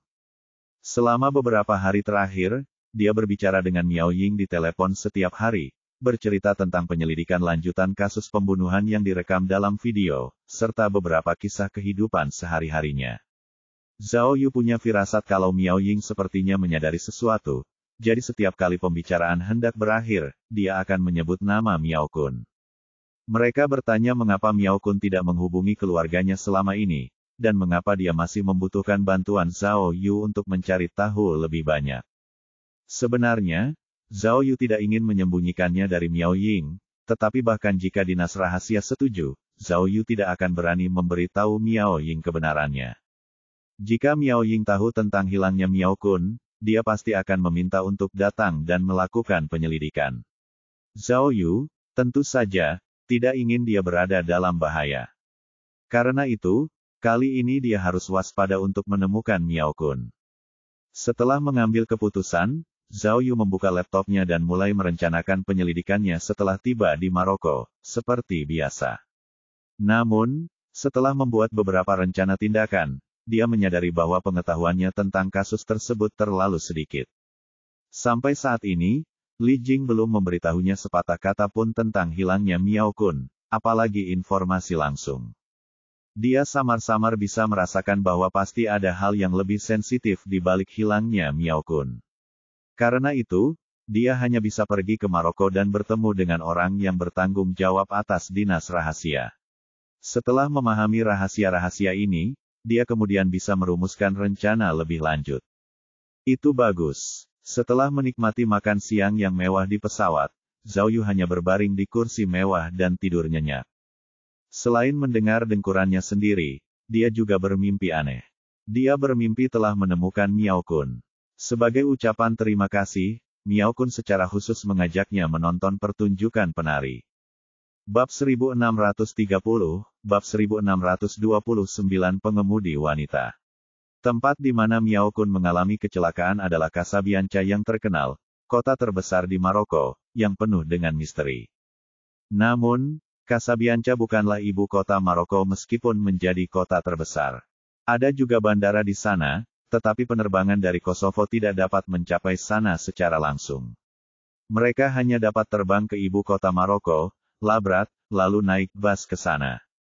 Begitu Zhao Yu turun dari pesawat dari Labrat, dia merasakan gelombang panas. Meskipun dia sudah berganti pakaian baru sebelumnya, dia masih merasa tidak nyaman.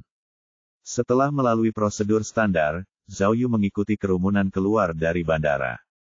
Menurut instruksi Li Jing, seharusnya ada agen khusus yang menunggunya di sana. Namun, Zhao Yu menatap pintu keluar cukup lama, tetapi dia tidak melihat siapapun. Cek-cek, Zhao Yu keluar dari bandara dan ingin naik taksi ke Casablanca. Ratabak hanya berjarak 88 km dari Casablanca. Sebelum dia pergi, JK telah memberi Zhao Yu setumpuk dolar AS sebagai cadangan, jadi uang yang dia miliki sudah lebih dari cukup. Namun, saat dia melambaikan tangan ke arah taksi, sebuah Chevrolet hitam berhenti di depannya. Saat jendela mobil diturunkan, suara wanita yang jelas, manis, dan renyah terdengar dari kursi pengemudi. Zhao Yu, masuk ke mobil. Cek-cek, Zhao Yu mula-mula melihat sekeliling, lalu dengan cermat mengamati pengemudi wanita itu. Pada akhirnya, matanya berbinar dan jantungnya berdebar tak terkendali. Pengemudi wanita itu mengenakan pakaian kasual hitam, dengan jam tangan elektronik bergaya barat di lengannya yang indah dan sepasang kacamata hitam modis di wajahnya yang bersudut. Dia adalah wanita timur pada umumnya, dengan rambut hitamnya diikat ekor kuda sederhana, dan seluruh tubuhnya memancarkan aura yang tajam dan berwibawa. Zhao Yu hanya melihatnya sekilas, dan merasakan deja vu. Menyegarkan, lincah, dan gagah berani. Waktu seakan kembali ke masa lalu, kembali ke saat Zhao Yu pertama kali bertemu Miao Ying. Mirip, mereka benar-benar terlalu mirip. Zhao Yu berseru dalam hatinya. Meskipun dia tidak memiliki kepala jamur, aura yang dipancarkan wanita itu sangat mirip dengan Miao Ying. Hei, Sudah cukup melihatmu. Wanita itu menundukkan kepalanya sedikit, dan matanya yang cerah menatap Zhao Yu melalui celah kacamata hitamnya. Dia memerintahkan, taruh barang bawaan di bagasi dan masuk ke mobil. Saat itu, beberapa mobil sewaan lokal sudah mengerumuni dari belakang mobil-mobil itu.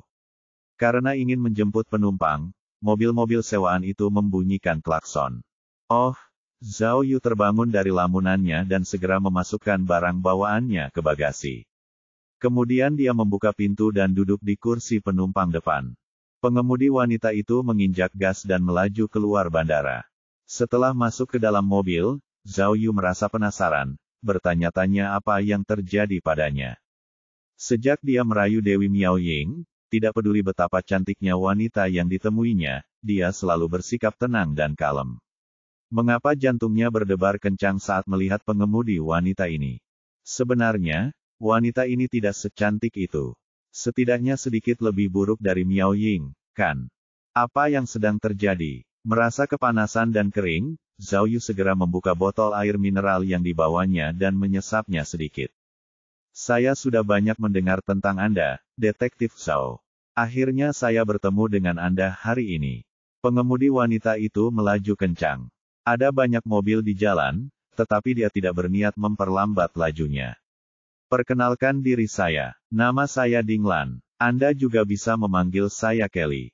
Petugas Li Jing mengirim saya untuk menjemput Anda. Ding Lan, puji Zhao Yu, itu nama yang bagus. Karena sudah berada di jalan utama, pengemudi wanita itu memacu Chevroletnya lebih kencang lagi, bahkan terasa seperti sedang mengendarai mobil.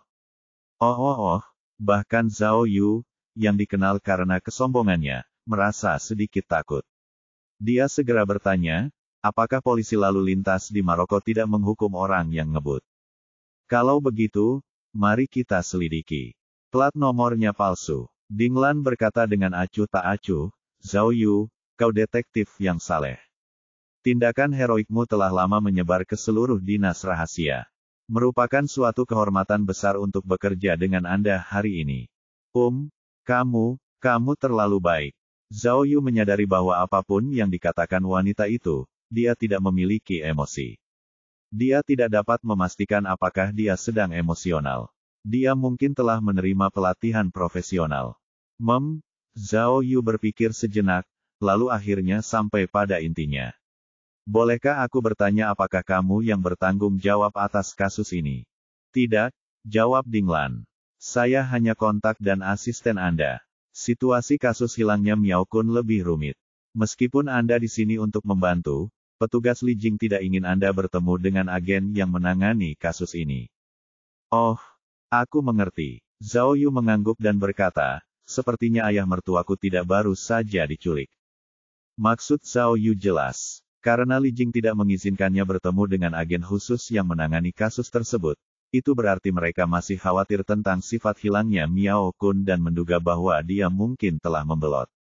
Karena hubungan dekat Zhao Yu dengan Miao Kun, mereka tentu khawatir Zhao Yu mungkin membocorkan informasi rahasia. Detektif, reaksimu sangat cepat. Kupikir kau akan tidak puas dengan keputusan pemimpin. Kudengar kau detektif terkenal. Aku khawatir kau akan marah padaku. Kata Ding Lan, ekspresinya tidak berubah. Petik 2. Zhao Yu terdiam beberapa detik, lalu berkata, mengapa kamu terdengar seperti aku anjing gila? Apakah kamu takut digigit olehku? Akhirnya, Ding Lan tidak bisa menahan tawa. Jangan salah paham, aku tidak mencoba memprovokasimu. Jangan khawatir, meskipun aku tidak akan menemui mereka, aku akan berusaha sebaik mungkin untuk bekerja sama denganmu. Baik itu untuk menyelidiki kasus, mengumpulkan informasi, mengajukan permohonan sumber daya, atau mengirim tenaga kerja, beritahu saja aku akan membantumu menyelesaikannya. Zhao Yu mengangguk setuju, tapi dia sedang berpikir keras. Saat mulutnya kering, dia membuka botol itu lagi. Saat itu, mobil hampir mencapai gerbang tol. Ding Lan akhirnya melambat sedikit, dan Zhao Yu memanfaatkan kesempatan itu untuk meneguk air mineralnya. Juga, ada alasan mengapa para petinggi mengirimku ke sini. Ding Lan menoleh ke Zhao Yu dan berkata, pertama-tama, Aku selalu menjadi agen khusus di Afrika Utara, jadi aku akrab dengan lingkungan dan punya koneksi. Kedua, kita memiliki hubungan yang dekat. Ding Lan menunjuk Zhao Yu dan berkata, menurut etika keluarga, aku harus memanggilmu kakak ipar.